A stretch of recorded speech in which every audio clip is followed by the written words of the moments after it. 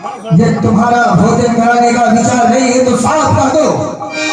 और अब रखो अपने लखन देवर की आग को, रखो अपने गृहस्थी की आग को। ये बाबा बनी हुई इच्छा नहीं रहेगा। मुझे सब कुछ पता है मां कि तुम दशरथ की पुत्रवती हो, मिथिलापति जनक की पुत्री हो और राम की भार्या हो। मुझे यह नहीं पता है मां कि इस समय तुम्हारा पति राम एक मृत का आहेर फेंकने के लिए उसके पीछे पीछे गया है और उसको बचाने के लिए उसका छोटा भाई वो भी गया है। मेरा अगर तुम भिक्षा नहीं दोगे ये बाबा भी श्राप दे देगा उनको। नहीं बाबा, ठहरो बाबा, क्या कहूँ, अच्छा धर्म संकट आन पड़ा है। द्वार पर आए हुए किसी भी याचक को कभी खाली हाथ नहीं लौटाना चाहिए।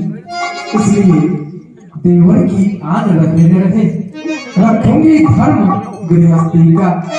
अब मैं रेखा का ध्यान छोड़ करती हूँ कर्म गृहस्थी का। हे बाबा, ठहरो, मैं आ रही हूँ।